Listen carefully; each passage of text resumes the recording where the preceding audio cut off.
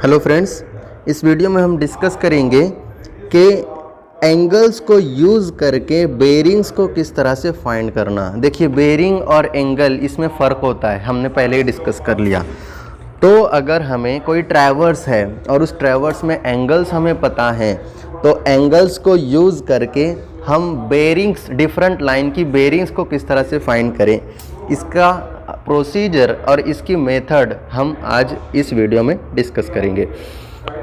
तो इसके दो मेथड हैं, पहला है इंक्लूडेड एंगल मेथड और दूसरा है डिफ्लेक्शन एंगल मेथड। आपको प्रॉब्लम में ही गिवन रहेगा, या तो इंक्लूडेड एंगल्स गिवन रहेंगे और या तो फिर डिफ्लेक्शन एंगल्स गिवन रहेंगे, और उसके अकॉर्डिंगली आपको मेथड का सिलेक्शन करना रहेगा और बेरिंग्स कैलकुलेट करने रहेंगे। बहुत ही सिंपल मेथड है, आपको ध्यान से सुनना है। हम पहला मेथड डिस्कस करेंगे, इंक्लूडेड एंगल मेथड। मीन्स आपको क्या रहेगा, किसी एक लाइन की बेरिंग गिवन रहेगी और रिमेनिंग जितने भी ट्रैवर्स में इंक्लूडेड एंगल्स हैं वो आपको नॉन रहेंगे। आपको फाइंड क्या करना रहेगा, बेरिंग्स फाइंड करनी रहेगी हर एक लाइंस की। तो उसका रूल बहुत ही सिंपल है। देखिए, मैं आपको पहले पढ़ के बता रहा हूँ, फिर आपको समझना है। To know whole circle bearing of any line, किसी भी लाइन की होल सर्कल बेरिंग, WCB मतलब क्या, होल सर्कल बेरिंग। अगर हमें किसी लाइन की होल सर्कल बेरिंग फाइंड करना है तो उसके लिए क्या करना है, add whole circle bearing of previous line. उसके पहले वाली जो लाइन है उसकी होल सर्कल बेरिंग को हमें क्या करना है, ऐड करना है। किसके साथ में, इंक्लूडेड एंगल के साथ में। मतलब अभी हमें जिस लाइन की बेरिंग फाइंड करनी है, तो उस लाइन से पहले वाली लाइन की जो बेरिंग रहेगी, उस बेरिंग में हम इंक्लूडेड एंगल को क्या कर देंगे, ऐड कर देंगे। मान लीजिए अभी लाइन हमारी PQ है, तो PQ से पहले वाली लाइन की कुछ बेरिंग रहेगी, मान लीजिए 10 डिग्री है उसकी बेरिंग, तो उस बेरिंग में हम इंक्लूडेड एंगल ऐड कर देंगे। मान लीजिए इंक्लूडेड एंगल 20 डिग्री है, तो 10 + 20 कितना हो गया, 30। अभी तक के हमने इतना किया। तो अभी सम करने के बाद में, if the some is greater than 180, अगर हमने दोनों को सम किया, मीन्स बेरिंग और इंक्लूडेड एंगल इन दोनों को सम किया, तो ये सम होने के बाद में अगर 180 डिग्री से ज़्यादा आ रहा है, जैसे अभी एग्जांपल में हमारा कितना आया था 30, तो ये क्या था, ये 180 से कम था। लेकिन अगर मान लो ये 180 से ज़्यादा आ रहा है, if the some is greater than 180 degree, तो क्या करना है हमें, सब्सट्रैक्ट 180 डिग्री। और अगर if the some is less than 180 degree, add 180 degree. जैसे अभी हमने क्या किया था, मान लो अभी हमें PQ लाइन की बेरिंग फाइंड करनी है और PQ से पहले वाली लाइन की जो बेरिंग है वो है 10 डिग्री, इंक्लूडेड एंगल है 20 डिग्री। इन दोनों को हमने क्या कर दिया, ऐड कर दिया, तो कितना हो गया, 30 डिग्री। और ये 30 डिग्री 180 से क्या है, कम है, तो हमें इसमें क्या करना है, 180 डिग्री को ऐड कर देना है। मीन्स 180 डिग्री प्लस 30 डिग्री कितना हो जाएगा, 210 डिग्री।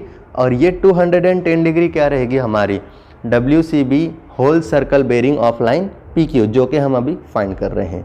और अगर प्रीवियस लाइन की बेरिंग और इंक्लूडेड एंगल इन दोनों का सम करने के बाद में हमारा आंसर 180 से ज़्यादा आ रहा है, मान लो 240 डिग्री आ रहा है, तो उस केस में हम क्या करेंगे, 180 में से माइनस कर देंगे।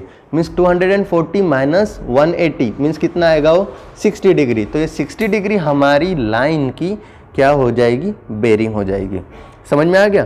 तो ये मेथड है हमारी included angle method. Next method है हमारी deflection angle method. Deflection angle method, ये मेथड भी बहुत सिंपल है। यहाँ पर आपको क्या है, डिफ्लेक्शन एंगल्स गिवन रहेंगे। देखिए यहाँ पर ये एक नॉर्थ साउथ है, ये नॉर्थ साउथ है, और फिर ये लाइन PQ है, QR है, RS है, इस तरह से कंटिन्यू लाइंस चल रही है हमारी। इसमें जो फॉर्मूला है हमारा, फॉर्मूला आपको याद रखना है, होल सर्कल बेरिंग, एक मिनट,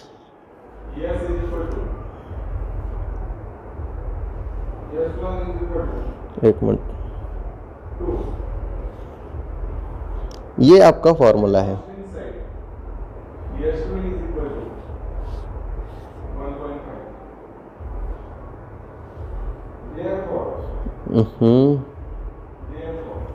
ये फर्स्ट लाइन रीड कीजिए आप, whole circle bearing of any line is equal to whole circle bearing of preceding line plus minus D।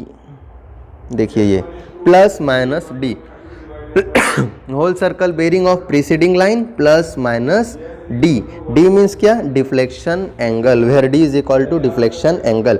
किसी भी लाइन का आपको होल सर्कल बेरिंग फाइंड करना है तो उसके पहले वाली लाइन की होल सर्कल बेरिंग, उसमें या तो आपको डिफ्लेक्शन एंगल को प्लस करना है या तो माइनस करना है।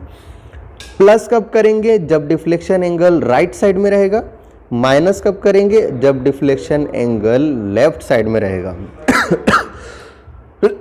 देखिए मैं आपको बताता हूँ, अभी यहाँ पर लाइन पी क्यू है और पी क्यू से क्यू आर की तरफ डिफ्लेक्ट हो गई लाइन, मीन्स यहाँ से यहाँ पर डिफ्लेक्ट हुई, तो ये डिफ्लेक्शन कौन सी साइड में हुआ? राइट साइड में हुआ, तो ये डिफ्लेक्शन एंगल कैसा हो गया? पॉजिटिव हो गया।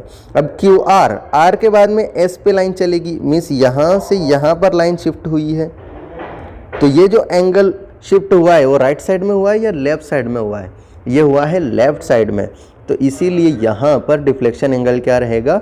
निगेटिव रहेगा।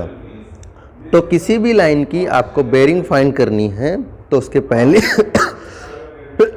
पहले वाली लाइन, और अगर डिफ्लेक्शन आपका राइट साइड में है तो प्लस डिफ्लेक्शन एंगल, और अगर डिफ्लेक्शन आपका लेफ्ट साइड में है तो माइनस डिफ्लेक्शन एंगल।